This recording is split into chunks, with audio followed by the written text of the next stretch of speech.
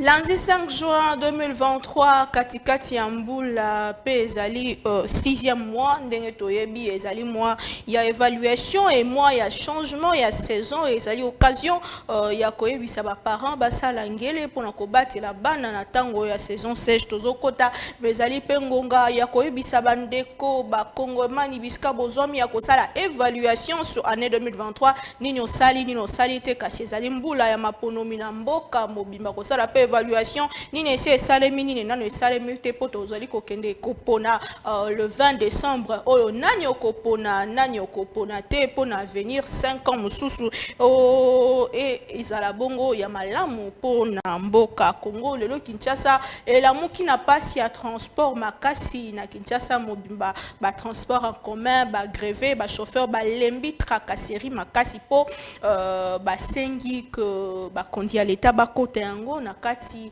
ya nzela tokuti ba service ya ndenge na ndenge o bazali ko tracasser ba chauffeur ba lobi trop c'est trop bazali vraiment déterminé à kozwa bongo circulation ya malonga lolenge esengeli lelo na tongo batu babeti makolo population atambola wana konyoko mana kolia pasi déjà c'est vraiment compliqué ba moto karana ba transport personnel le susuna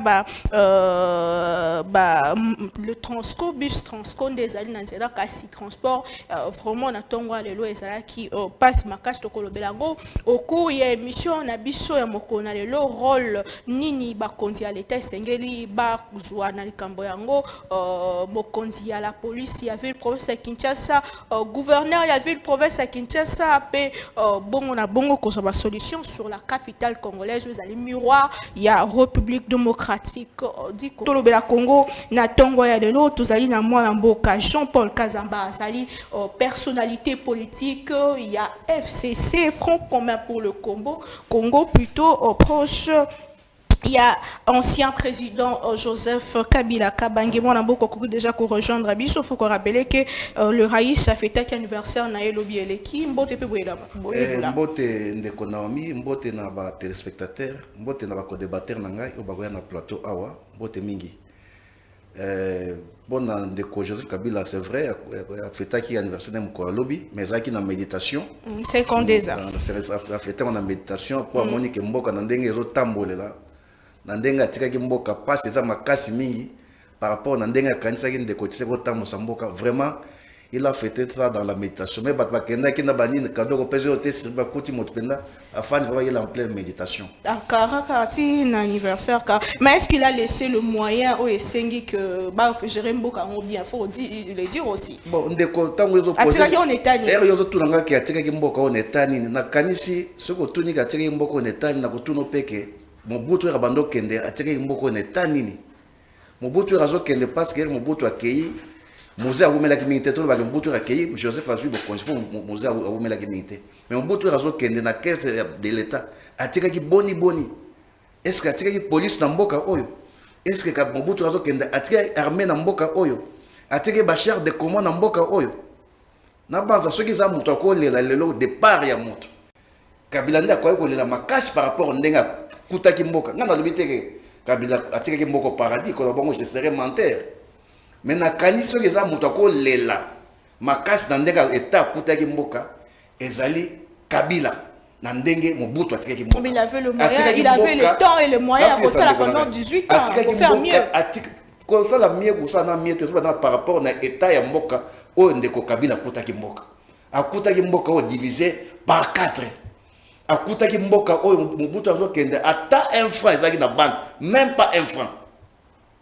ezaki te atikaki ata compagnie moko a transporter atikaki ata char de commande moko te atikaki ata avion de chasse moko te atikaki pas même la police ezaki bagarre ti bazaki en disparate alors soko évaluer na ndenge Tshisekedi ayaki na base c'est lui qui a été l'enfant gâté ayi akuti quand même moi moso ata mokia na banque ezalaki mais au moment où ndenge mosola ndenge ezaki dilapidé na likambo sanjo oyo yebi o ezaki kenda moto na kolote akutaki moi 10 francs na caisse de l'état akutaki moi police peut déjà zo ça musala akutaki armée ozobona na est oyo ndeko Kabila tikaki na mwa avion na mwa char de combat akutaki yango akutaki mwa nzela exacte akutaki nzela. Merci beaucoup moi la mboka. Mais regarde si ça moi moké passe nazali koya to hier en émission tantôt mon na koya koya te. Tracasserie makasi ba chauffeur ba sali grève. Koto na boy na tuni moko na nzela habité tracasserie l'équipe makasi bazo kokosa mosate. Il y a ce qu'on appelle unité moko bimba zo benga soki kudiana. Qui sont ces odiana? Ce sont des brigands. Na kuta ko mona lobby awa moko azi bayonet atie boy ka tia chauffeur. Siko na mboka ona yebaka te ko comme bokoze comme ça maboma tonini. Ba odiana wana baza banani parce que ibeke mboka we bandaka. C'est trop fort. Non mais ça je ne parle pas. La télévision. J'ai vu un avec une baïonnette. Azoko laksa chauffeur. Siko motonne ko benga e nani? Voilà pe héritage peka ya FCC na Kabila. Odiana na Kabila na yoka ki makambo ya odiana ote na ndenge juu en plaire na Tshisekedi. Ngai na Kabila na yoka ki makambo odiana. Très bien. Que na zela basa makambo azoko sala boye. Merci beaucoup. Qui sont-ils? Siko PCR mosala ngomene komi nini? Ya odiana ba ko trakasa so ba chauffeur pour le ba comme na grève. To lo belango na mozindo mwana mboka général Sylvano Kasongo Mokondi. Il y a la police, il y a le police à Kinshasa tala likambo po commis trop, c'est trop. La police, c'est ça. Vraiment, contre casser, chauffeur, Ezali, Kitoko Mingite, maître Christian Ingange, il y a ACNC, Union Sacrée, que vous pouvez déjà nous rejoindre sur ces plateaux. Bonjour et bienvenue. Bonjour, Maman Naomi. La CPL Ndenge, Nazongé le plateau Nayo. Vraiment, Mikole Belé. Pour le Congo, il manque un qui n'a trop. Et c'est actuellement pour des raisons professionnelles. J'avais fait une descente à Chikapa. J'étais sur la nationale numéro 1.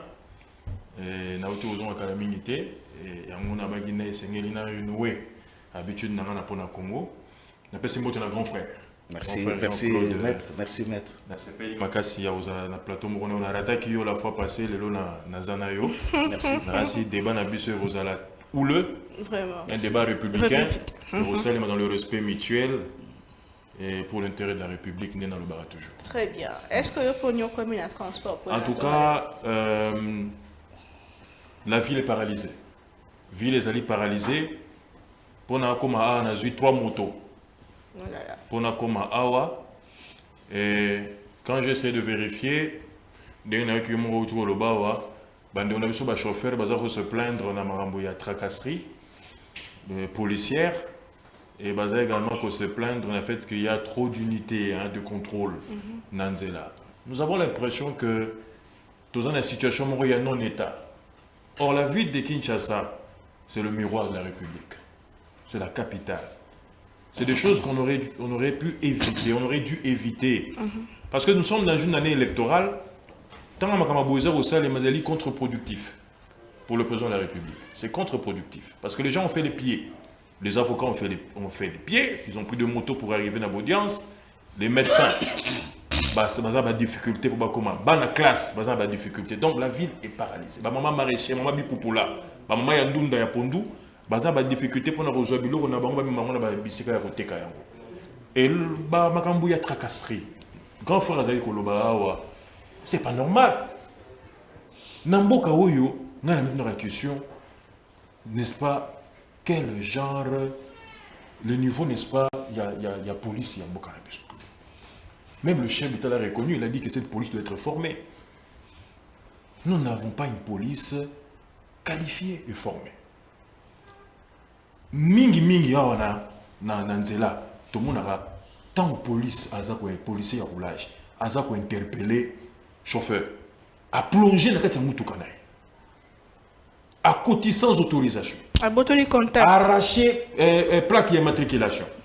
Arracher. Mais ce sont des infractions de droit commun. Un policier est un agent de l'ordre, c'est le gardien de l'ordre. À quitter pendant que ça Moussa Naye a commis une infraction. L'infraction est arracher ma plaque, et ça va destruction méchante. C'est une infraction, acte on appelle ça destruction méchante.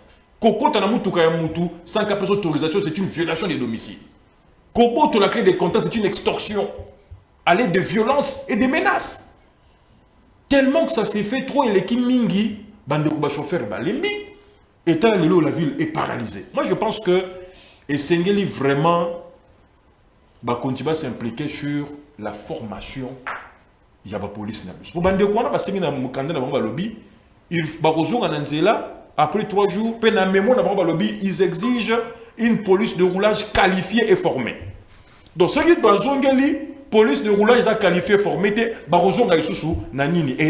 on est souffrir. Donc, c'est vraiment, et là, on a battu parce que trop, c'est trop, nous sommes dans un état de droit. Si réellement le Congo est un état de droit, et même la police n'est pas au-dessus de la loi. Mais maître Nakato Malobate, ceux qui balandeli penza mobe konenge zo senga, mais mentalité pe ba chauffeur c'est ça le problème. Maman, na ba la police. Pe ya mi balé bando na biso ba chauffeur. Mais ba chauffeur o to na bona balabala, na nya tche bona balabala. Non, on a permis de conduire. C'est vrai que mais qui doit former le chauffeur? Qui doit former le chauffeur? On a un ministère des Transports qui s'occupe de ça. Un chauffeur doit passer dans notre école. Mais quand quelqu'un qui n'est pas passé dans notre école, lui peut se permis, vous engagez votre responsabilité. Permis ça l'a raté, ça a permis à Kalo. Mais permis à Kalo, c'est l'État. Nous sommes dans une affaire où la responsabilité est partagée et la plus grande responsabilité revient à l'État qui doit réguler ces secteurs-là pour que Kimia ait ça. Voilà ce que moi je peux dire. Très bien. Merci beaucoup, Mwanamboka. Maître Christian Ngange. Toza Ribongola, Maître Achille Kapanga, ancien maire à Benipe, personnalité politique à Mboka Nabiso. Tobo Sanate, que Mwanamboka peut déjà rejoindre Biso. Mbote Pe Boyebola. Merci beaucoup, madame. Toza Lendi. Semaine Bandi Lelo. Na pesi ba téléspectateur nyonso mbote esika bazolanda biso na pesi pe ba co-débatteur mbote ki neza na makambo za ebele na totu koloba grève ezali circulation pasi bana bazana ba examen faut bazwa ba transport ba kusala ba examen na bango ba travers bana misala mais eloko wana eza ko dépendre et non seulement na ba chauffeur bango moko be ba police bango moko mais pouvoir public pe toloba yango pona nipo na mboka oyo c'est comme si tokoma na code de la route mibale bao bazaka na mituka couleur jaune bazana code de la route na bango na bao bazaka na mituka na couleur jaune te baza pe na code de la route na bango ba personnel yango omona ka air moko bozana balabala ozo mitura me mutoyo azo mema muto ko be azo manini. Donc, azana code de la route nae selon makanisi nae. Or code de la route est universel. Yango eloko yo ezala occasion pour le pouvoir public pour régler makambwana une fois pour toutes. Toyeba chauffeur ko bana ko tambola. Ndenge nini policier de roulage musala nae nini ere moko monaka ba osanete chasse à l'homme. Boya ba moto, boya ba voiture mike. Donc bazo créer des fractions qui n'existe pas. Le comportement est pas si mingi.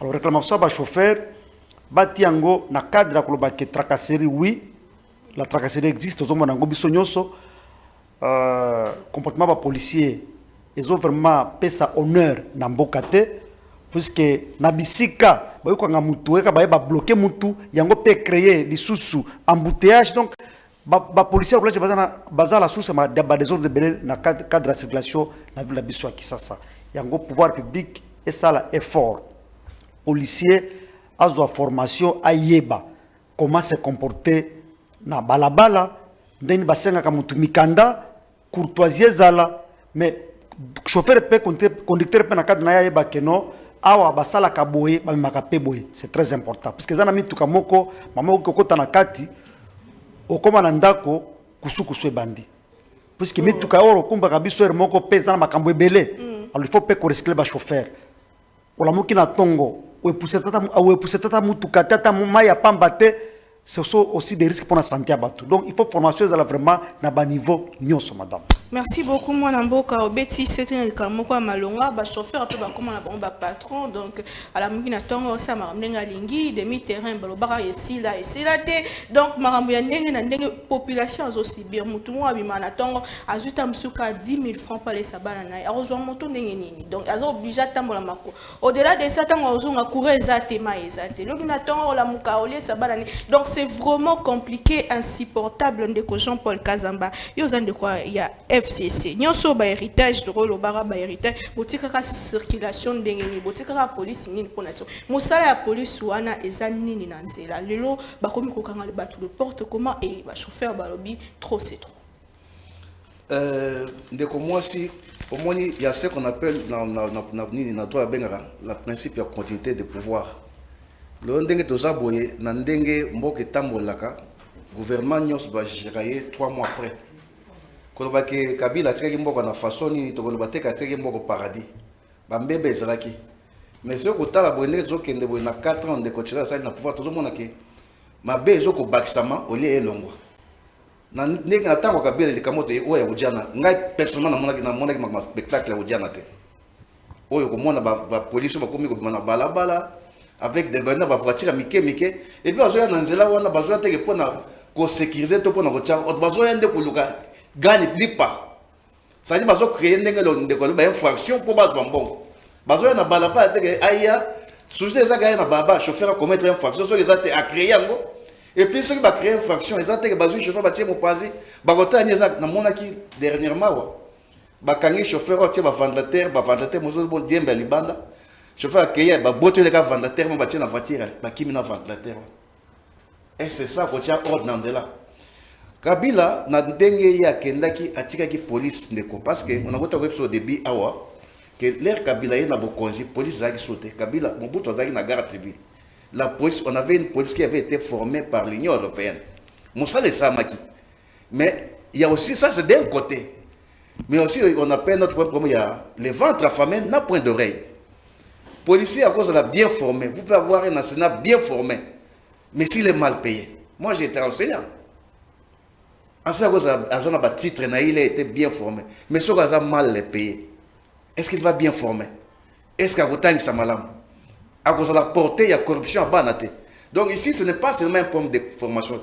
Il y a une police qu'on avait formée par l'Union européenne, qui sait faire aussi. Mais malheureusement, une police qui n'est pas motivée, qui est démotivée par une modicité de salaire, une paire de manches.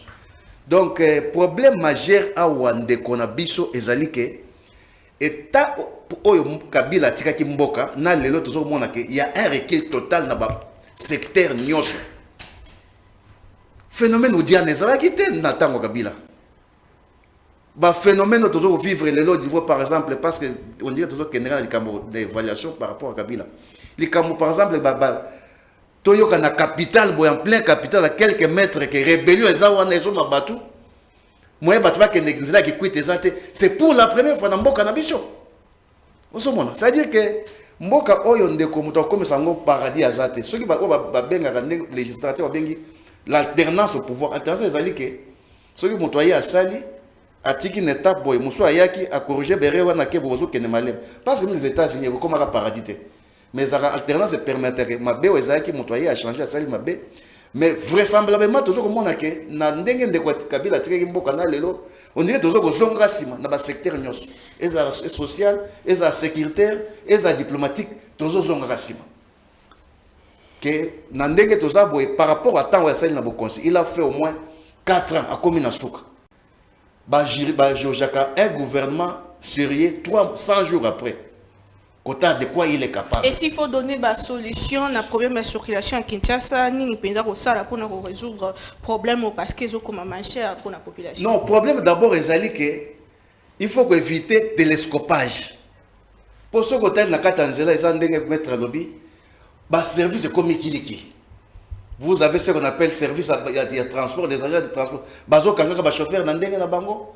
Bozana secteur moko nouveau venir bazo benga ou diana otoyeba kité bazo kanga ba chauffeur na ndenge na bango. Vous avez la police qui devait faire son travail bazo kanga pe batande. Ça dit faut d'abord assainir secteur wana ko ba kit na yoko kanga chauffeur na yoko kanga chauffeur te. Pour Nangai personnellement, ou qu'est-ce que vous dites venir faire? Qu'est-ce que vous dites au moins vous avez déjà posé des déroulages. Ça, c'est le premier élément. Mais le deuxième élément aussi, le ventre affamé n'a point d'oreille. Vous avez des policiers qui sont très mal payés. Nous avons autre et assez. Les moins gradés à $1,500 par mois, les moins gradés. Alors, les policiers, ils n'ont même pas $100 et ils les reçoivent difficilement. Et c'est parce que ceux qui ont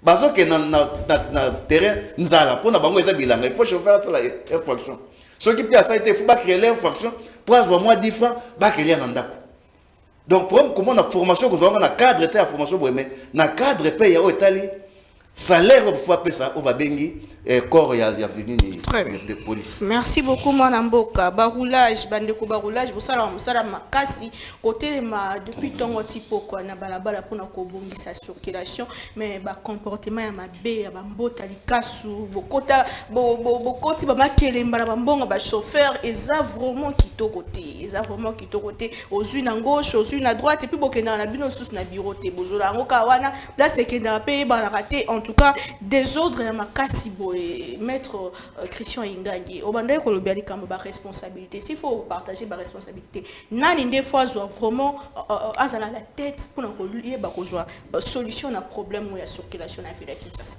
Bon, merci. Moi, je pense que c'est l'État qui doit réguler les choses, mais notre grand frère Azoloba que quand le président honoraire a commis un pouvoir Joseph Kabila a coûté que la police était. Et la police est instituée, n'est-ce pas, à son époque, et il y a eu une formation qui a été faite dans l'Union européenne. Ça veut dire que le recrutement, la formation, il y a la police au Tonango Lelo, il y a l'Èvre, il y a Bandéronabiso, il y a Kabili. Mais je m'insurge, j'en faux. Tant mon grand frère Koloba que la police a été formée, parce que cette police qu'on a aujourd'hui, et Bandi Lelote. Il y a un outil depuis Kabili.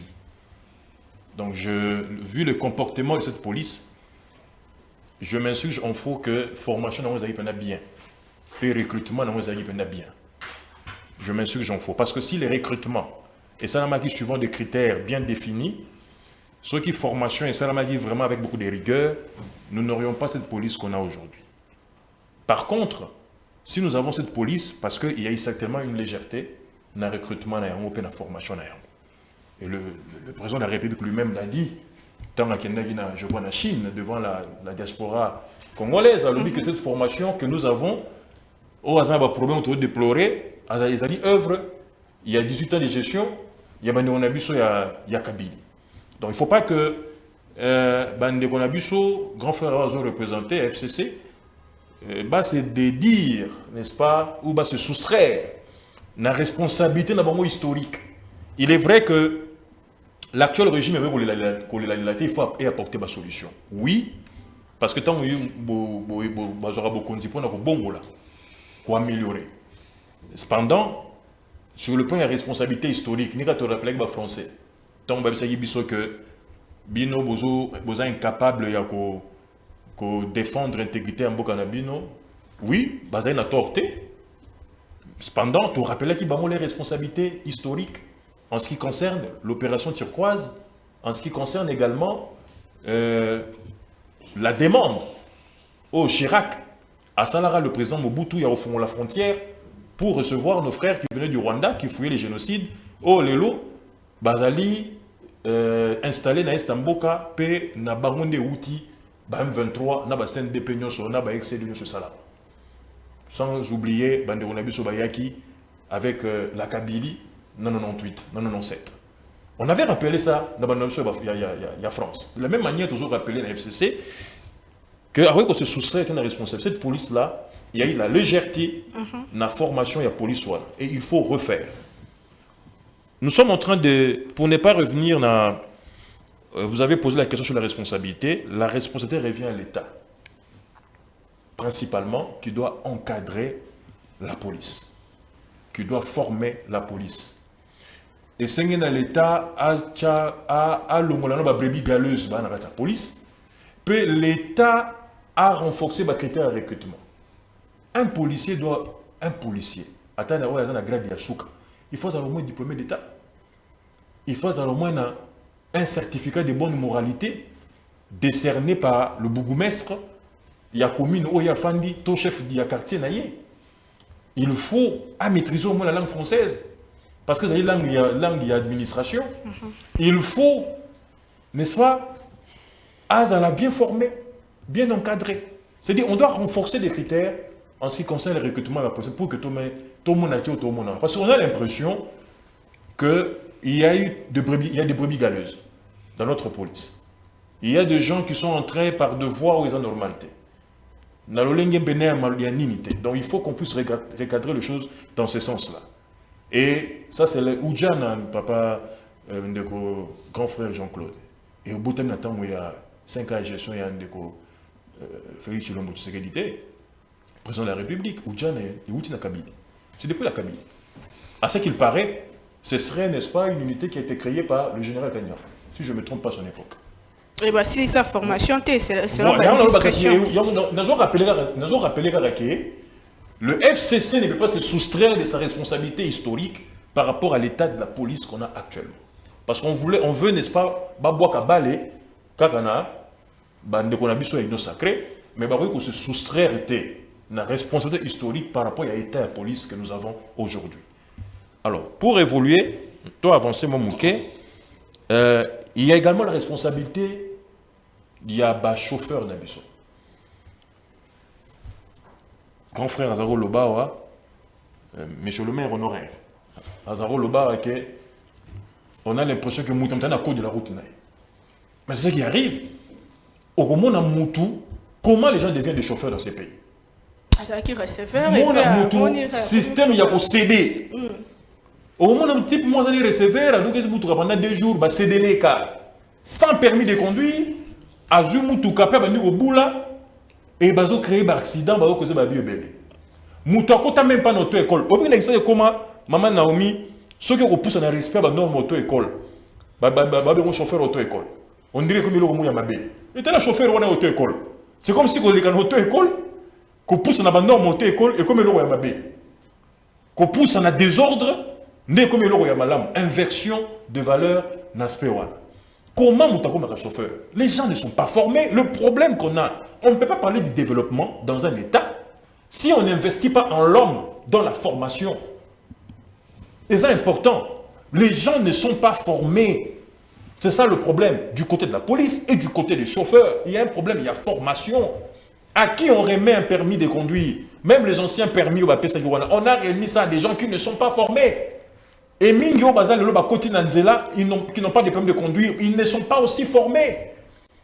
Il y a un dépassement irrégulier, un mauvais stationnement, et il y a un n'est-ce pas, accident de circulation, et le socle de tout, c'est la formation. Donc si on investit dans la formation, tant du côté de la police, que du côté de nos chauffeurs, je pense que le problème sera résolu et l'ordre est pour revenir dans la circulation. Très bien. Il faut rappeler que même si on a un problème sur la circulation, tout ça c'est la formation. Oui, parce que le chauffeur, il y a un cité, et le chauffeur a conduit, et le chauffeur particulier. Comment sont-ils devenus chauffeurs? C'est ça le problème. Ah, non, chauffeur. Mais je pose la question, comment sont-ils devenus chauffeurs? Comme il n'est pas sûr que tu es un chauffeur dans beaucoup. Tu vois, Moutazu a dit que une semaine dans le terrain, il y a balé. Après, Abimi n'a pas la balle. Après, il a une expérience à 10 ans. À l'école, il a été école, mais à ce compte, une expérience à 10 ans, où il y a eu un terrain à balle pendant une semaine. Sans passer notre école, mais sous d'autres cieux. Vous ne pouvez pas mettre votre voiture dans à l'État si vous n'avez pas, n'est-ce pas, un certificat décerné par une école de formation dans Maramboana. Très bien. Chauffeur, vous n'aurez pas. Merci beaucoup, maître. Le problème, c'est la formation. Il faut que pour même un développement, il faut développer tout, c'est-à-dire mentalité et changer mentalité. Bon, on a kasi maître Achille Kapanga. Responsabilité à l'été za wapi na likambetali transport en commun parce que tout le monde est là chauffeur ba ça la té ville est paralysée. N'est-ce pas là aussi problème moko na ngambo ya autorité na biso? Est-ce que c'est pas possible to rêver que l'état zoné domaine wana ya transport na maboko ayeba ko tami to ka ko mema batu pe ndenge to za na transport lelo? Madame ngana kolobaka na koloba na bandana na cadre na ba policier na biso. Au monu il faut toyeba que police musala police za na loi na yango. Loi o régir musala policier ezali e yebani formation avancement grade biloko tout et izana kati ya mibeko ya la police. Est-ce que tu sois là kayango? Voilà une des premières questions. Il faut tous un cadre organique à la police. C'est-à-dire quoi? Effectif tous en ango par rapport à besoin de la population. Ministère et à plan, ministère intérieur, tant que nous travaillons dans le cadre statistique, que 2023 ou 2022, on a autant de policiers, on aura autant de population, donc augmenter le nombre de policiers autant. Est-ce que ça c'est un bongo? Vous savez que après une année, il y a des retraites, il va remplacer bango oyo. Parce qu'il faut nous savoir seulement. Que non, cette année, autant va na retraite, autant va recruter. Donc, il y a un rythme régulier normal. Il y a un policier, au bout de policier, attangisa sous policier, il est là policier. Donc, grand-père policier. Il faut totalement la police. Donc, cadre organique, il y a la police, il faut d'abord respecter Ango. Parce que la loi, au régir la police, est zali. Tout appliquer Ango. Yami balé. Pour ma camboa tracasserie. Mais c'est facile, madame. Tout ça, la guichet unique. Moutoabi qui est na sobi moutuka nangai. Pour batungisa kangate. Ce qui transcom. Ce qui na ebite nani assurance. Biloko tout pour la moutuka. Et sengaka bongo. Moutoake na guichet unique. A fouti ba pesie mukanda wana. Comme ça, aza ayebi que tracasserie moko ezate à moins que asa la contrevention na balabal. Parce que contrevention est salemi. Ezala tema solo ya policier na mutu non.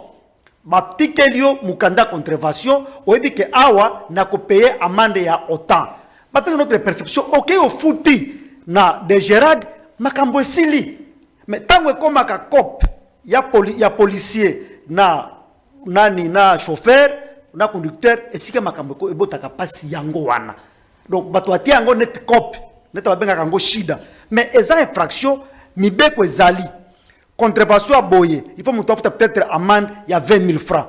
Beka balekisho mibeko papa awa ndenge mibeko elobi okendeki mabe mibeko yangoyo amende net balwaka amende eza on peut discuter transaction au boy ko transiger makambo amende et bandi peut-être na 100 000 mais souka katamu tu na 50 par exemple ba pesi de perception OK au fouti ba pesi pe bordero de versement o ebike likambo sala ki amabe au fouti na poche ya mutute mais na caisse à l'état. Ça c'est très important. Mais aussi longtemps que makambo ne kozala ba copycat ya batuna ba chauffeur c'est compliqué. Yango monaka air moko policier po ayebi azo sala pona yemoko il faut que acrée infraction que zanga pour bongo ko mona e kota na kesa litate me kota na poche na. Transport en commun na ville à Kinshasa mais. Oui, ndenga uti koloba wa makambo ya batrakasi ndo to koloba mama. Il est makambo balabala pezali. Ça pose des problèmes les routes à Kinshasa. Est-ce que tu as pris balabala? C'est ça aussi le problème. Attends to somba kamitu kango. Est-ce que tu as pris balabala? To le kakawapi. Yango kutaka awa busho kuna busho pol mutu mtazo azolingaka alekisa na po esika musu balabala ezate. Nasuka pona makambo na bango bazolo bawa o Kabila impact non ngala ba masolo na linga ko kango te parce que l'état ce n'est pas Kabila maman, l'état ce n'est pas Tshisekedi non, et c'est là où le peuple congolais bakotaka na passe to comparer ba individualité les institutions restent mais les hommes passent tolo bake soki ka na fatia kutaki la police na niveau nini OK c'est bon. Mais l'homme qu'on a policier, la police, il est là pour à réflexionner, à bongissa. Mais ata kotanga lisuma makambo oyo le cas ezana tina moko Pas de te responsabilité, non bato bagera maman kaka mwana mboka. excusez basi batika yango ata bobengi bango lelo bakosala nini biso te toza na ngo lelo tosala ngo ni po ebonga c'est ça la question que nous devons nous poser mais tozo banda kozonga kaka kabila sala ka boy non kabila tika jambo kana kala biso siko toza na police lelo biso tokamba police mibeko oyo ekambi police tosala na ngo nini totika kabila asala makambo mabe na malamu mabe na ye kolanda ye malamu na ye pe ekofuta ye mais siko biso tozokamba lelo tozosala nini. C'est ça la question que nous devons nous poser. Mais tant que tu as la comparaison, moi j'appelle ça distraction totale. Quand il y a l'État, il individualité, non. L'État, il y a institution, il y a texte légaux. Est-ce que tu dois appliquer Mibeko Oye 5 pour le transport? Est-ce que tu dois appliquer Mibeko 5 pour la police? Mibeko est allié, il y a individualité. Tant que tu confondras un individu dans le pouvoir public, est-ce que tu as capacité Yango Wana? Très bien, merci. Mabutu Akenda, Tika Makambo, ne rentre même pas dans ça, c'est déjà l'histoire. Mais si quoi autre chose, c'est Eza Nini. Donc, madame Yango Nazoloba, il faut tout structurer. Toi, baba, structurer à Moussala, cadre organique. Tout ça peut Mibeko ou régir chaque Moussala. Au comment on a convoqué Nenango. Policier bien qu'à ceux qui m'ont fait les fractions. Ben par exemple Mikanda, Mibeko Angoyo, Kendo foot. Et si beaucoup bendanate, beaucoup bundate, ça n'a même pas de sens, madame. Et ça m'a comme Mibeko. Merci beaucoup, maître. Nabanda Rosela, la bande Koignon, sacré Babisangani, Basali, la Kambetali, transport en commun, et la Canyon Soupopé, Sakibusso, n'a qui répond sur Anate, mais tout évolué quand même. J'espère qu'il y a déjà une prise de parole pour répondre à Bisso sur question. Il y a transport en commun. Bande Koignon, sacré Bazana Bisso sur le plateau. Aux ans de réunion secrète. Non, réunion secrète. C'est quand on a dit que c'est tout gagné temps. Tu n'as pas fait une réunion secrète. Oh là là. Très bien, merci beaucoup. Tout évolué, les Camboya.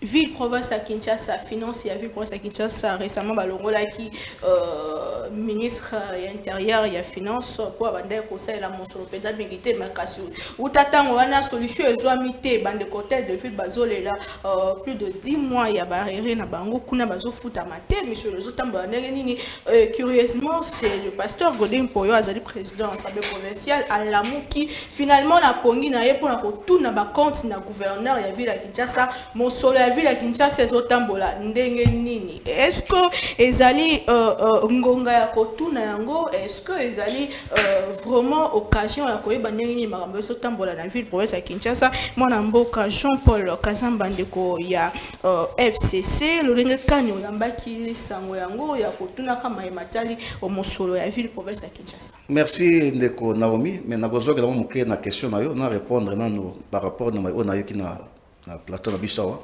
Na banza makambo na yoki ayoko bimana epa ya ndeko na ngai ya leki na ngai avocat na lingaka mingi te un avocat de surcroît mboka dans mboka za ndenge ndeko wuti koloba ce qu'on appelle les principes de la continuité de l'État. Des hommes passent, des décisions restent. Mais quand on a des sont des pleurnichards, ceux qui ont une mboka zozonga sima, il y a même des gens qui l'ont dit ceux qui mboka kufa boy, c'est Mobutu. Mobutu depuis à quel autre qu'il a 40 ans. Mboka ndenge zawana, il y a ce qu'on appelle le principe de continuité de l'État. Nayoka kin de coach c'est qu'un étranger a que finga ba soda biso bi baza ba indiscipliné un étranger. Nayoka de coach c'est que finga ba enseignant biso étranger qui bazali mal formé. Nazaki auditeur. Nayoki de coach c'est que na libanda mboka na libanda mboka. Nayoki de coach c'est que na kisasa wa abete ba police biso mboka bazali eza police moko professionnel na marche ça magile vraiment. Mais quand il moko longa ke libanda a finga bango mal formé par Kabila. Ça dit nous sommes en face des gens des au bazali na fuite irresponsabilité batumo ba kwa kotamu samboka wote. Nous sommes malheureux ya kozala batobo na bokonzi parce que na tango IDPS où ça plus de 40 ans d'opposition na tango Kabila sali musala bango tango ba wuti na bazana opposition fu ba ya bazo bokonzi faut un programme clair même na police to kosala boy na armée to kosala boy na enseignement to kosala boy mais bango ba yepo na kofinga ils incitent nos policiers ils nous incitent nos enseignants qui enseignent nos enfants avec 1000 difficultés, ils incitent nos soldats. Mobutu asaki ya moté. Mobutu malgré na ndenga zaiki wana Mobutu na libanda mboka. Abano ba tout na tiaka maïla na ba beret vert. Na tiaka maïla na ba beret rouge. Les ça c'est lave en famille. Les tio tata ozana bana. Bana les sakate ou encadrement libanda na zana bana baza imponi. Voilà le régime de pouvoir que nous avons en face. Il y a que critiquer bana na moko na libanda mboka. Moi, je ne suis pas du Au lieu d'apporter des idées idoines que pour na côté pour le col la Kabila tika ki yango boy. Biso ça parce que ba benga principe à compter l'état pour na bango te c'est Kabila. C'est Kabila. Et je suis navré que un maître, un avocat de circuit al wabila bongo na télévision. Et ça passe pas mal. Bon pour na likambo tuninga likambo ya villa Kisasa maman Naomi. Na monde to na problème to na passe na biso zani passe ezali que on dirait que tous les gens au monde avec Mobutu ezali que liba na yo mais aussi ma beaucoup c'était comme ça.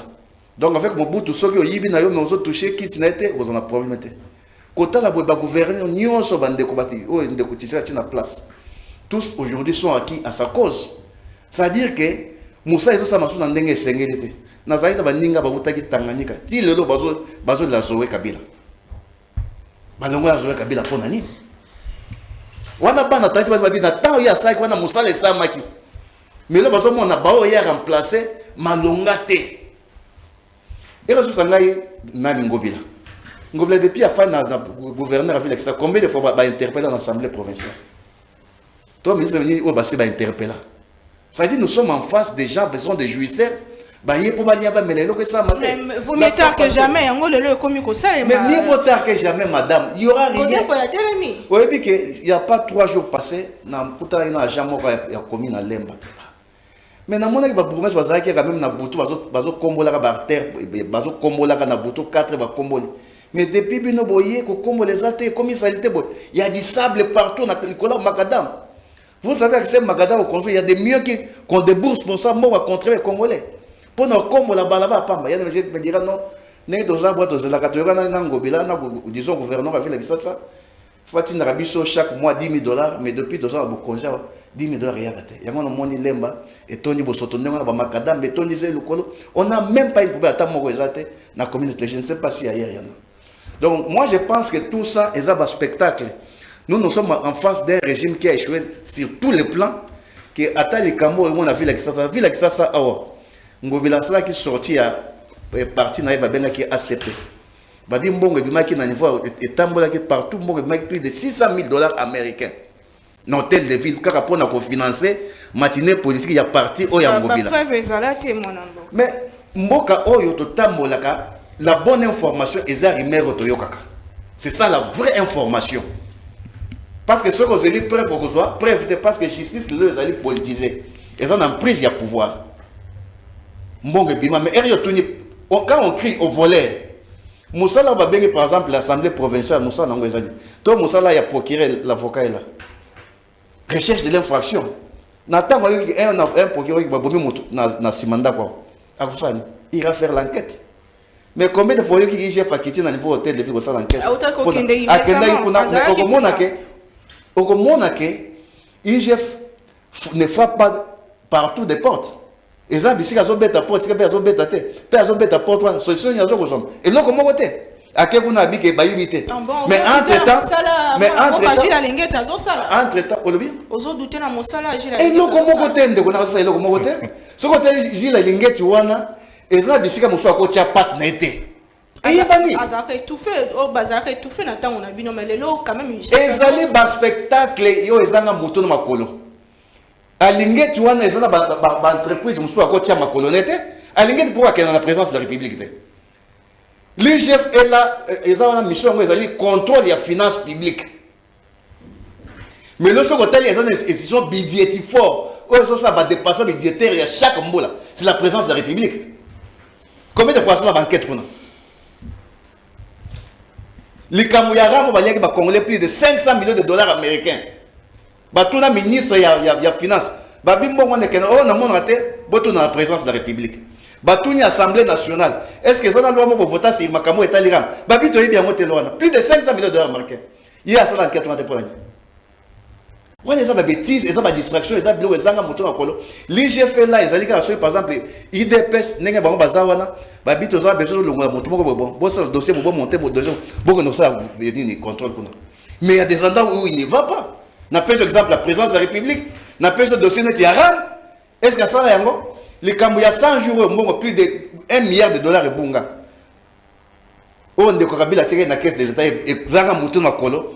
oh justice ça musala coup de juge a coufé lango to so solution yango est-ce que chef nenga za wana bike aloba ka banda même ata dossier ça l'enquête de la présidence de la République et mais comment mbongo bonga kindeni parce que mbongo on est géré par la présidence de la République. Très bien. Merci beaucoup, maître. Maître Christian Ingange, tozongela yo na tango eleki to mona ki chef ko kitana hôtel de ville ko sala bongo banquette na ye notamment sur construction à route elengesa, construction à Zambo pe bongo na bongo et na suka na ngo même ministre ya finance ya hôtel de ville ya provincial alongwa ki bongo na fonction na ye et depuis on a mutu moko pakanga maté eloko moko pesa maté après mois l'équipe belende le président assemblée provinciale a télé pour expliquer les sous de finance il y a vu la Kinshasa en tout cas urgence ezali ni ba mboka bazone commune tuna depuis tant wana kala mamba Kinshasa bimara pourquoi seulement les londe le président il y a assemblée provinciale à côté Kamba. Merci Mingi maman Naomi menalingi avant de répondre à la question na yo. Nous avons mon grand frère Jean-Claude. Nous avons permis dans un grand frère la plateau Lelo. Non, dans la famille. Voilà. Grand frère. C'est normal. Nous avons que histoire ezali ko permettre biso toyeba les événements du passé, ko élucider le présent et ko envisager le futur. D'ailleurs dans le poto un peuple qui n'a pas d'histoire et ça peuple mort a existé. Le Congo n'a pas commencé à exister en 2018. La première naissance il y a Congo, c'est en 1885 avec Léopold II. Nous avons évolué. Là c'était pas le Congo. Là, j'ai dit la première naissance voilà, de l'État indépendant du Congo. Voilà, le Congo. L'État indépendant du Congo, c'était en 1885 avec Léopold II. La première naissance, voilà. Donc c'est là qu'on a commencé à exister et on a évolué. Si les autres comme la Troisième République, où ils allaient et botami la Constitution le 18 février 2006. Alors, na bamba régime où il est qui tito comme régime a une responsabilité historique. C'est vrai que nous sommes dans le principe, il y a continuité de l'État. Je suis d'accord avec vous. Pendant que vous gérez, vous êtes responsable de la gestion. Il y a Mboka et vous devez y répondre. Mais ceux qui ont géré avant ont aussi une responsabilité historique à laquelle il faut se soustraire. Donc, il est vrai que le FCC n'est pas dans la gestion. FCC dans la gestion, c'est l'union sacrée qui est dans la gestion. Et nous sommes au Salema Awa, dans le moment où il y a Malamuto, il y a Mabé, et ça n'a compte, il y a l'union sacrée. Mais bien comme prétexte, malheureusement, on est en train de changer, excusez-moi, excusez-moi, allez-y. Il climat, voilà. Avec beaucoup d'attention, on réagit en antenne. Merci beaucoup. J'étais en train de dire ceci. Nous sommes au moment où il y a l'union sacrée. Il y a Malam tout comme il y a Mabé. Ce qui est l'opinion sacrée, le président de la République, Félix Tshisekedi, a le pouvoir, va remplacer na mutu mususu, oyo ya Mabé salema ki na tango na ye, ce qui tomoni bato na ye ba telemi na plateau. Ba banda ko critiquer oyo ya Mabé salama ki tango na bango, to ko rappeler bango pe que non, vous devez faire preuve d'humilité parce que bino peut tango bozala ki wana, bozala ki la même chose. Donc, ezali nango mabete. Soki lelo naza ko rappeler. Oui, naza ko rappeler. Naza ko rappeler kaka na grand frère que beaucoup qui vous soustraire na responsabilité historique té. Na ramboto ko loba. Parce que na kin de quoi ko loba lobby que grand frère a lobby. Tous en a principe à continuité. Oui. Continuité, c'est un français facile. On continue et si ka otosukaki. Puisque nous parlons de tracasserie policière, puisque nous parlons de la formation de notre police, il faut que sincère que on était à Malamouté. Et c'est qu'on reconnaît c'est une responsabilité historique. Il y a un maquette qui on était à Malamouté. Et ils ont continué aux années à Malamouté. Il y a un problème. Il y a un cité. Ceux qui ont déploré, ils sont actifs. Il y a bango non, la police auto-déplorer le lot. Ça n'a pas changé. Et ça n'a actif parce que déplorer que cette police n'a pas été formée, mais formée et pété. Formée et pété. Parce que ils ont déploré, mais ils auraient dû former. Ils ne l'ont pas formé. Responsabilité partagée. Il y a responsable, il y a police auto les lots. Bango responsable, il y a police il y a mabé batikaki. Donc pas se soustraire dans la montée. Toujours rappeler la responsabilité historique. C'est vrai que nous parlons de l'État. L'État est un individu le maire honoraire à lobby, mais les animateurs il y a État bazali, ce sont des individus. Aux hommes ndeko Joseph Kabila azaki animateur il y a État. Na bandeko bazali na ye. Très bien. Alors batiki police ya malamu te ba reconnaître que batiki police ya malamu te pe ba o pe bazali lelo pe ba ko décrier que police ya malamu te ba former PT donc on bazana la responsabilité ya police on est à mabe. Finance et voilà donc il doit se ça. soucier de la responsabilité dans côté. Biso toza bato ANC. Oui. Toza wana pona ba valeur. Et pas la biso bato ya Marie-Josée Fokou. Nous sommes là pour combattre les antivaleurs. Il y a un monde qui va comprendre la bisoté. Bah mon un monde de tout ça côté à l'union sacrée. Parce que tous allez condamner l'antivaleur. Les antivaleurs, tous allez d'accord dans le côté. Ils allez outil côté à l'union sacrée. Ils allez outil l'opposition. Nous condamnons les antivaleurs. Mais le roi on a affaire à beaucoup plus attaché à l'émotion, à l'émotion. Ceux qui ont condamné côté à l'opposition. Ceux qui ont créé côté avec une majorité. Tous ces prédateurs, tu dois avoir kibuki. Oui, ma parole dans la kibuki. Ils ont ni gâteau ni mapa. Tout ça bongo. Biso toi pour n'amboka. Financier. Finance. Oui. Maman Naomi. Tolingi exhibitionnisme na spectacle n'amboka. Tolingi spectacle. Ngai na landi président ya PK. Et ça malamu hein, il y a aussi un gouverneur à répondre à la gestion. Ça fait partie de la prérogative. Il y a l'Assemblée provinciale. Et ça dit malamu mingi. Mais tant on a tangi les lots presse écrite, on a tangi un peu plus la moins balobi était, et ça y a des députés provinciaux baza ba au foot amaté. Et ça y a ba ministre provinciaux ba au foot amaté. Ba ntango ebele. Ba au foot amaté. Voilà, ba moi ebele. Et le président de la PK considère ça comme étant les velléités. Il y a gouverneur, il y a vie Jantini Ngobila. Il y a affaiblir le bango pour qu'il passe à la mesure il y a battre la campagne. C'est ce qu'il a dit. Donc, ça veut dire que ceux qui les lots, Azali Kosenga, gestion, président, gouverneur Ngobila, c'est pour des raisons tout simplement électorales. Motivation. Voilà. De motivation. Ça n'a rien à voir avec le peuple. Ça n'a rien à voir avec les Quinois. Les alliés, Gréguer Nabango, la bataille électorale, pré-électorale, si je peux le dire ainsi, déjà, ça n'a rien à voir avec les Quinois. Et c'est maintenant, il fallait le président de la PK à la Mouka, on dit que sommeil et à Kanisi qu'il fallait, n'est-ce pas, pour ça, la contrôle, il fallait répondre à la gestion. Alors, quand il commissaire avocat de Congo Bila, depuis tout ce temps-là, Aïssa Rabissoni, de Congo Bila, Moussa Maramou, et là, on va reprocher les athées, à Koutouville, les commis Bopeto, c'est lui le président de la PK. Mais comment, comme s'il sort d'un sommeil profond?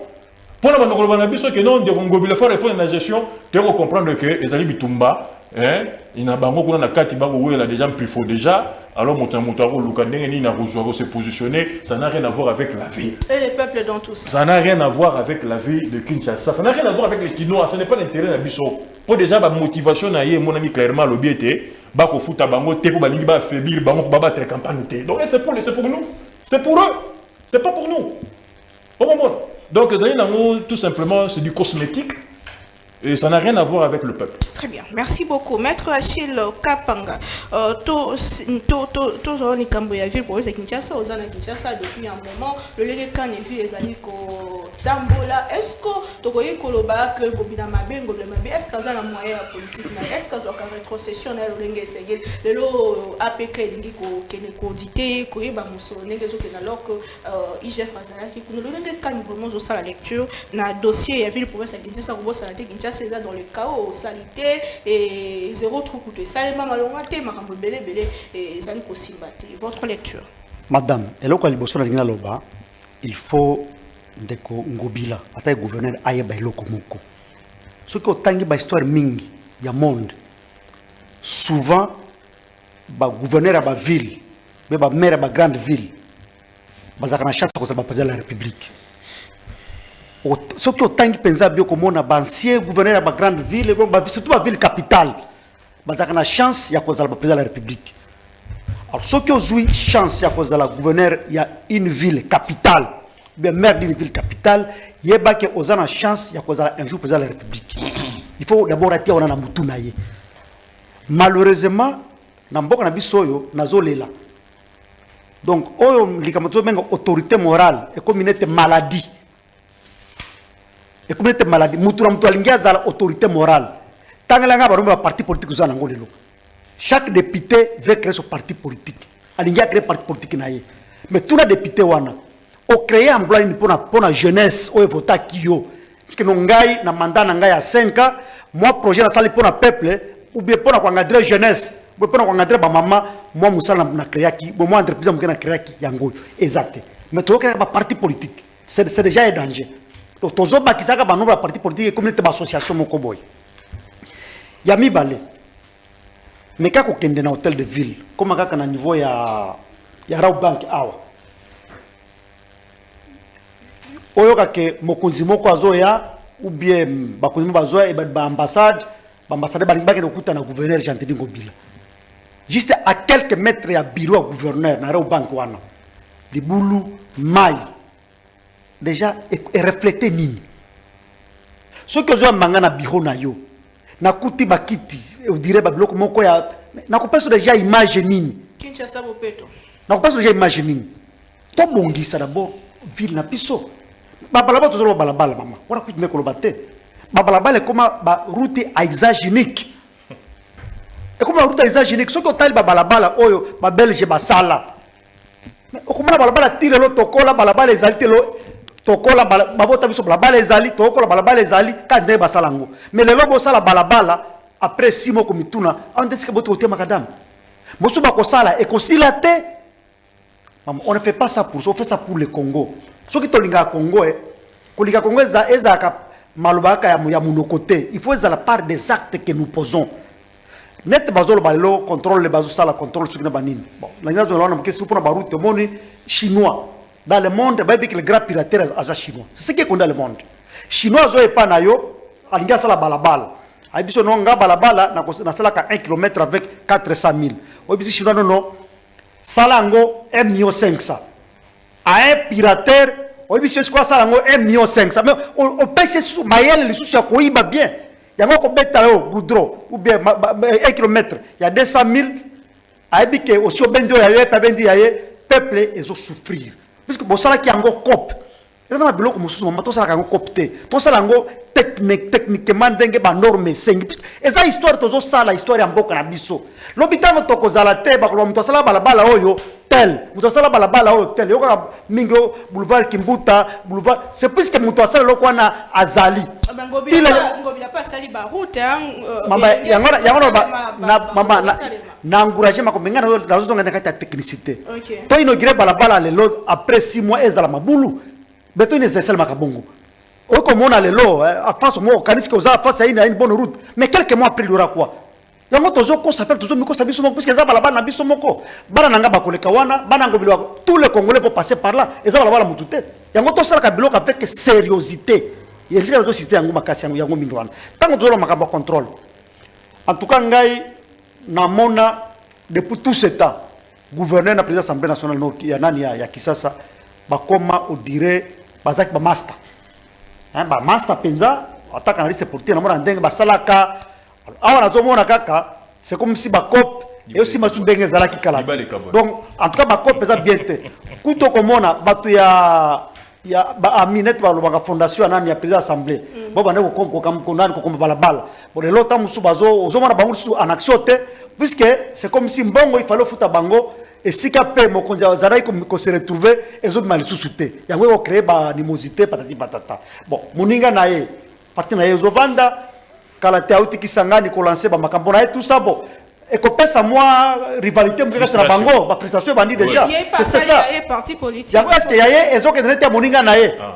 C'est ça. Est-ce que autant va frustration les bandits qui va sur le peuple. On va l'assemblée kuna ba ja personnel politique même pour personnel administratif lui que dire que zomona sous bon on a la province de la zone parce que tout exemple simple liboso so liboso ya bureau on a nani na Raw Bank mabulu ezali siko nini ndeko sala makuna. Donc il y a des petites questions hein. Mais tout les équipes est-ce que Ngobilo obiso sozo crouer boya zala peine moyen politique na est-ce qu'azo rétrocession le Sengeli maman ngana mona yete a réclamer qu'azo rétrocession té. Parce que vous savez en dehors de la rétrocession mais la ville a ses taxes. La ville a ses taxes. Des jeunes qui ont zéro côté bambongo.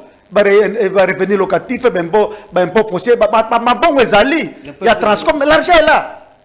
À part oya bango créer awa, bazo utiliser ango ndengenini. Naza contrôleur ya gestion na été, mais attaquer citoyen congolais de Kinshasa, ne ko ke bakabone nazo mona makamozo kende. En tout cas, gestion des opérations, ça peut bien été. Alors, pour terminer le Cambouana, et là on a dos senga. Il faut président, il faut ministre de l'Intérieur, la ministre en finance, bakota li Kamboy. Basali sa ville à Kisasa. Parce que ngobila pe ayeba miroir ya Kisasa ezaye. Miroir ya Congo ezaye. Azo sala babiloko, c'est bon. Mais eko quitter maman. Na classe que aux 3 sur 10 30%. Yeba ke place na école wana ekozala lisusu te. Zwata 55, 60, ou bien, voilà, quand même. Mais tant que tu as 20, 30 sur 10, 20 sur 100, 30 sur 100, bon, et ça, quand on a 20 ans, on a 70, 80%, merci beaucoup, maître. Monsieur le gouverneur, sur ce plateau, bilan et ça, bon, négatif, c'est non, banalisé. Aux yeux, mais aux yeux, 7 sur 20. Donc, c'est compliqué. Ça, la nuance, c'est rattrapé. On soit sujet à sous capote aussi, ça. Émission à Tongo, Nalelo, chef de l'État, Zala, qui n'a sommet, mon 10e sommet. Il y a réunion, et Salema, qui, bon, on a Rwanda, semaine, qui, et Bazoua, qui communiquait finalité, rappelé qui kaka aussi et l'Obama na fait de route ya Luanda na sommet à Nairobi pe bongo na bongo likambo ya cantonnement pe après cantonnement c'est ma cantonnement il y a ba M23 et sengela qui est ça les selon ndenge l'Obami na Kindu na Maniema kasi ba bisi tu wana ezana en cours d'installation avant yango oba autorité ba sengi que pré cantonnement ça les na Rumanga bo ezali à quelques mètres ya ville ya Goma est-ce que ezali danger toté tozana ancien maire ya ville ya Beni moko ya bayo bazala vraiment pe na Oetali Est pe azali bongo notable ya kuna kobetela biso lisolo sur ba décision ezali kozoma mwana mboka Jean-Paul Kazamba sommet après sommet les chefs de l'État zo se battre pour aussi ça likambo yango lolenge kani omoni rappel ya ba résolution au union sur les maki au nanu penza et koti vraiment na kati application lolenge longo banite c'est vrai que va se retirer ba M23 mais armée zo alerte toujours que bazali ko bonga mara pour ne pas attaquer biso makanisi na yo sur cette question est cruciale pour la République démocratique du Congo et votre mot de la fin pour déjà la fin. Merci maman Naomi mais na likana songa mo kena kamomera de la ville honoraire Rutu Kaloba moi ni kota la bonne analyse sociale sur ville avec ça apparemment tous en face il y a conglomérat d'aventuriers. Pour ce côté, les Camerounais ils ont les entre l'Assemblée provinciale et le gouvernement provincial. Ils ont les Camerounais entre l'Assemblée nationale et le gouvernement central. Côté andé ma Camerounais ils ont mboka boy na mboka na biso. Combien de fois moi l'Assemblée nationale a interpellé ministre moko boy net intérieur na Camerounais na kwa mutu obe na ndenge zo na est pour na la ministre de la défense. Et nous ça maté. Mais ce côté et ça mi wapi. Na ministre na aussi ba interpellé na l'Assemblée nationale yo moni. Na monité à ma connaissance. Le ministre de l'économie a couru dans l'Assemblée nationale. Ça qui dit une motion de défiance dans l'Assemblée nationale. Depuis quand? Ministre de l'économie a couru dans l'Assemblée nationale par motion de défiance. Écoute, maître, écoute. Grand frère, yo lobby que yo lobby que l'Assemblée. Vous allez dans sentiment de justice. Yo lobby dans l'Assemblée où yo ba yamana uyu tukoposhinga ngao na banza nenge peuple zo na biso boye ndeko na ngai so tali assemblée nationale lelo c'est une caisse de résonance du pouvoir bazawana à la merci du pouvoir mais c'est bazawana pena pour na peuple ngana monya lelo ndenge doza boye avec les problèmes qui se passent par exemple à l'est avec les problèmes qui se passent à Kwamutu il y aurait y avoir des interpellations parce que par rapport à ndenge maire on aura outil de habiter. Tout ce que le ministre de l'Intérieur, Kazadi, Alanda Likamboy. Il y a beaucoup de ministres de l'Intérieur, combien de fois bien dans l'Assemblée nationale? Est-ce qu'ils l'ont déjà appelé? Dans le débat, débat, dans l'Anda qui dit c'est ça. Azou se plaindre. Abi gouvernement, Abi se peut côté dans Katia EAC. Bah côté dans l'Assemblée nationale, pour passer à débat, quels sont les tenants et aboutissants? Il y a EAC. Débat, il s'en a maté. Dans les Camerounais, il y a une répartition de sièges. Débat et ça limité ba bengi ba député ndenge tozo ba bengi ba député il faut qu'on leur donne à chacun $5,000 pour l'ouane et les cas n'attend mettre ba qui assemblée nationale ça pour moi je crois que c'est une façon d'inciter ces peuples qui nous regardent à la télévision l'Assemblée nationale est à la merci du pouvoir en place. Est-ce que ce qu'on a dans le peuple congolais que n'est tout ça, tout le monde a peine l'Assemblée nationale, bien ici ministre, pour le Cambo, il y a un ministre économique. Alors qu'à chaque siècle, le ministre de l'économie, c'est Kamer, on l'a appelé quand? Donc moi je pense qu'aujourd'hui, on a vu ce rapport sentiment de la télévision à Thémassé. Le peuple est en train de souffrir d'une façon où vous ne pouvez pas imaginer, mais nous sommes en face des irresponsables. Les Cambo et l'Assemblée provinciale de la ville de Kisasa. Et ça, les Cambo, on dit ça veut dire que ça pour moi, ils allaient que on a un avantage dans Bango. Le coup, la mongue est pessamité, n'est Goda Koning, gouverneur, pour moi, ils ont pas et ça, c'est en Assemblée nationale. Un député a 21 000 $ par mois. Alors qu'un soldat a 100 $, difficilement. Mais vous avez toujours dit ça. Donc, en face d'un combat des aventuriers, on n'a rien à espérer. Et ça n'a pas de ça, parce qu'il n'y a pas de mauvaises troupes, il n'y a que de mauvais chefs. Est-ce qu'ils sont des exemples? Est-ce que l'Assemblée provinciale, à cause de l'exemple, il y a Mbosso Kodiapouanga par exemple. Le bureau Mbosso aujourd'hui, vous dire que c'est un bureau qui est là au service du peuple congolais.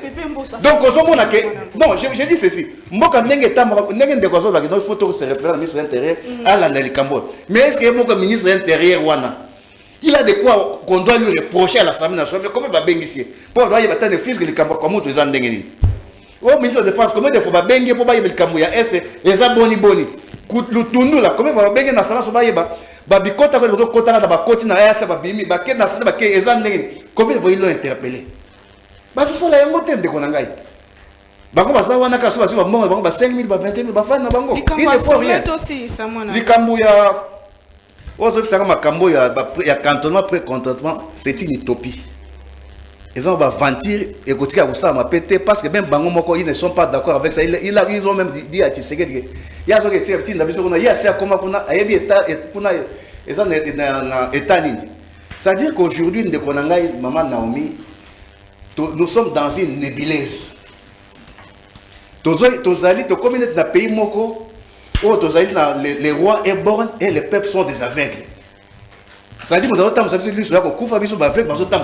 alors que nous sommes un pays qui regorge des intelligences. Mais notre communauté nous sommes rentrés de naviguer avec un commandant bord.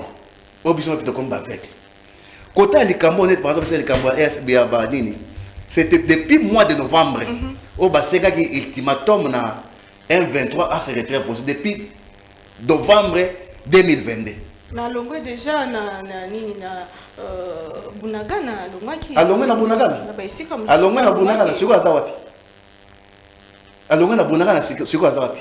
Mais je vous dis qu'ils sont en train de toujours dans une position offensive que défensive. C'est-à-dire que mboka na biso ndeko na ngai omoni tuuta na uta ko longo libanda bana na plateau mboka na biso oyo ezana moto oya ko bundela biso azate soki biso mokote. En 2013, les M23 avaient été défaits par nos FRDC au Bazofinga que Kabila Tika Yarmete. C'est vrai avec le concours de la SADC. SADC qu'il y a qui n'a rescousse il y a FRDC. C'est les FRDC qui a combattu. Mais le autre moment on a les Camerounais de politique à Sika, nous avons une armée, Tokani Maboko, de continuer à distraire d'abord. Alors ils sont en train de distraire des millions et des millions de Congolais. À même EAC. Alors qu'il y a un adversaire qui on ne change pas l'équipe qui gagne. On a toujours eu comme recours SADC ceux qui ont un problème. Très bien. À quel abisso EAC. EAC et Yaki, ils sont payés chaque mois. Les mois gradés à 1500 $, mais ils ne combattent pas. Bah, comme pour la plupart, ils sont devenus des percepteurs d'impôts. Nabisika Bafandiwana. C'est-à-dire que et là, on a SADC, on a payé à cause de une solution. Parce que moi, si mon cobo, je suis là, obite liba na zo liata zo melate na ke na mobile mosusu oke na mobile wana simité et ko zo mobile mosusu vous avez confiance na yo. Merci beaucoup. Les non nèg dans même SADC là ne fera absolument rien. Aujourd'hui nous sommes obligés d'abord à compter sur nous-mêmes. Merci par beaucoup. rapport à ce que nous avons comme FRDC. Mais malheureusement Nathan Onyo son déco a distrait biso boy. Nous sommes maintenant même à la fin de son pouvoir. Donc comme il a fait il y a régime. Merci moi. Qu'est-ce qu'on peut encore s'attendre de lui que de plier bagage? Très bien. Dans des pays sérieux de Oyo, Merci beaucoup, merci beaucoup. Il n'a fait que des six, c'est pas Très bien, merci beaucoup, Mwanamboka. Merci beaucoup, Ndeko, Mwanamboka Christian, Inganje, to Zongela, yo likambo ya cantonnement, il y a M23 et chef de l'État a participé sous un énième sommet, résolution, Zongisika, Oyakala, tout tient on a mis ça là, le légal kanyozo ça la lecture sur situation yango et votre mot de la. Bon, madame, rapidement, hein, mon grand frère, pour Sarah, tout l'obéla, tout argumenta avec un sentiment de justice. Je précise, dans le gouvernement à Sama 1, l'ancien ministre de l'économie est tombé devant l'Assemblée nationale par motion de défiance. C'est guerre, mon frère. Mais yo lobby l'Assemblée nationale a bien un ministre de mon côté, on a rappelé au caca. Dans Sama 1, l'ancien ministre de l'économie a quoi une motion de défiance. Cependant, il faut compter à bout des doigts par rapport à ce que nous avons. Tozo la mingi dans l'Assemblée nationale wana, notamment interpellation, il y a ministre, il y a intérieur, pour na makambo ko salema na Kwamut, pour na makambo ko salema à 200 km il y a vie à Kinshasa, tozo na pour ça, aya repose sur éclaircissement na yango. C'est ça un sentiment d'argumenter avec justice. Mais dire que on n'a jamais fait tomber un ministre ou interpeller un ministre, Nathalie Dapé au Kamoko. Sama 1, ministre compter à bout des doigts, rapidement pour la pré-cantonnement. Madame, Rabi, Namakambuya, force régionale, Narochanja Kate. Les pré-cantonnements Oyo, d'ailleurs, société civile Yakuna, notable Baboya. Rumangabo, et ça à 50 km de la ville Yagoma, dans le nord-ouest, dans le nord-est Yagoma. Rumangabo. C'est un coin stratégique. Oyo, ceux qui ont 23 Bayewana. Ils peuvent lancer des assauts dans plusieurs agglomérations, il y a Nord Kivu, notamment dans la ville Yagoma. Si on a aucun moment pré-cantonnement, alors que le chef d'État, qui est les citoyens les mieux informés, nous a dit que le M23 cohabite avec la force régionale. Mais curieusement, le gouvernement de la République a mandaté l'un de ses ministres.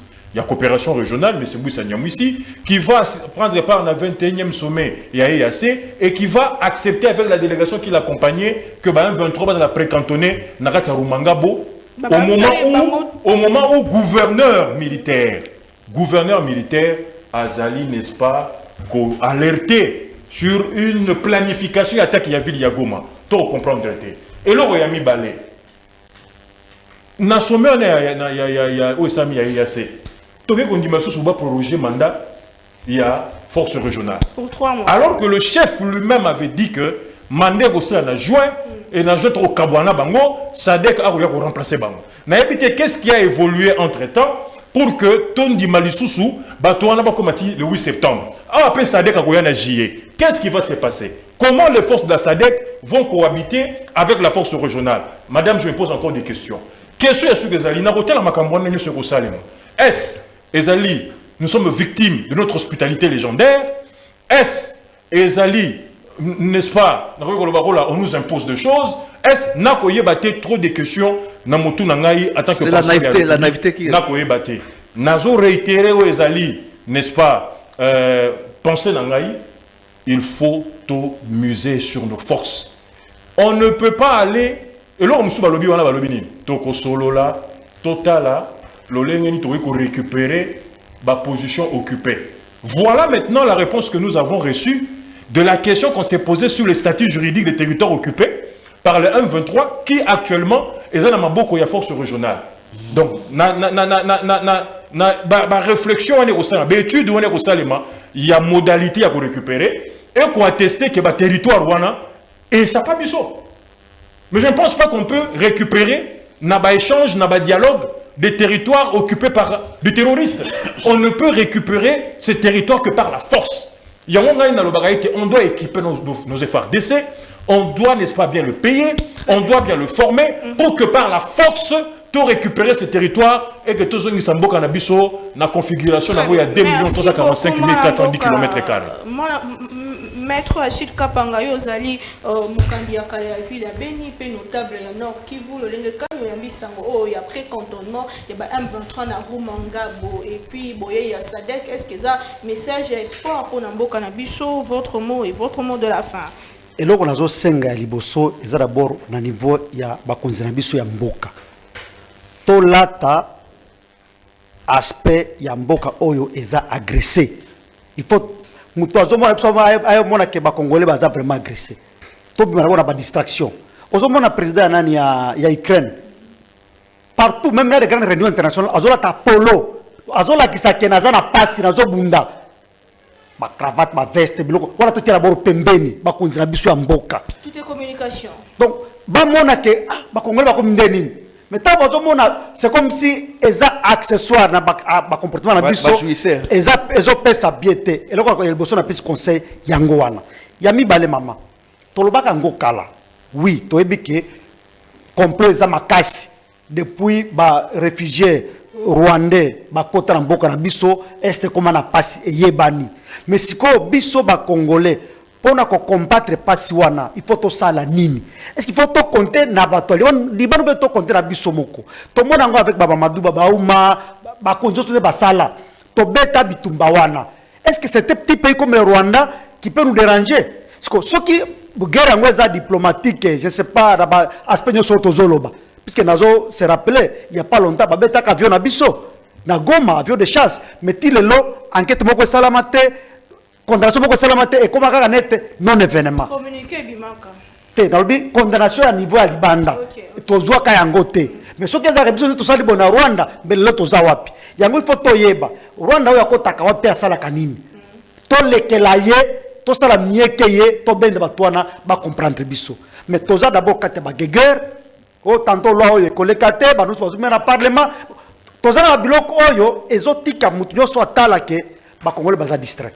Or ce qui totiki ba distraction totiki ba antivaleur to miti biso nyoso esika moko to robike pasi zaliao parce que RDC zaneti nzoto ya mutu ce qui ata awa oyo o nani oyo e sala pasi okoka kaka nzoto ba fièvre na nzoto mobimba ezata ke o eza sous parti nzoto na yote c'est que okati yango déjà to katelo kwana na nzoto na biso te mama to katelo eza Congo na boite ba effort gouvernement zo fournir on a remercier ministre et président de la République nous remercier ministre vice-premier ministre Bemba mbusa ya musi ndenge bazo sala musala mais ekokina noté puisque ekokokata to lbake bokomi malgré ba effort bazo sala oyoka ba otisuko bo bato na beni bato bazo kata ba kingo ba innocent tout ça ça fait très mal yango tozo senga netende na ngolo baki awa nazo na rompe tout le jour on a une armée maman soda ya Congo soda biso ya Congo tango zo mona ke mboka na zo kambama na soda ya libanda eko pesa kande ko pesa pasi ngande mokolo mabele oyo ndeni soda mutwa ko renye na mabele na ngai na kanda wana ndina zo senga gouvernement exploiter kanda ba soda wana e pesa bango ba moyen na kanda bakende ko beta batwana kinezonga ata ba condamner biso communauté internationale e condamner biso mais ezamboka na biso to ndi ba condamner biso mais to sala musala to beta banguna to banga eloko moko te ezamboka na biso madame c'est très important parce que pona ko sukisa na senga peuple congolais bima na naivete eloko nanga suka ba botu yango wana omoni mama tango tozoke na ba vote maponami ozo voter polo ozo voter 1000 francs ozo voter 5000 francs si qu'on a tout ni au peuple tango za na pasi lelo tango za na musala est-ce que 1000 francs wana polo na ndezo ezo pesa yo solution ma problème na yo non il faut to pour bato bazana souci ya kosalisa mboko bazali pe bazalaka to pour kande bango te au moins soki yo coach au sali classement ya match biete moi gagner match exact yango beza pe même chose na peuple c'est la classement ya bien batiaka gardien na attaque te ou bien attaquant za gardien te boyeba joro ya sengeli awa bo sala classement kitoko bokomona toko changer mboka on mibali bazali mama c'est très important. Merci beaucoup maître Achille Kapanga, merci maître Christian Ingange, merci monsieur Jean-Paul Kazamba Ezaki responsable Ezaki pédagogique Ezaki pour la Congo. On se retrouve demain on a invité monsieur Soumeli Kamboya carte d'électeur président Seni carte d'électeur batebele ba bengai ba écrit c'est facile donc on risque to le 20 décembre boy ba carte ça suscité en tout cas ça problème on avait écrit c'est facile déjà compliqué kutu yangai au revoir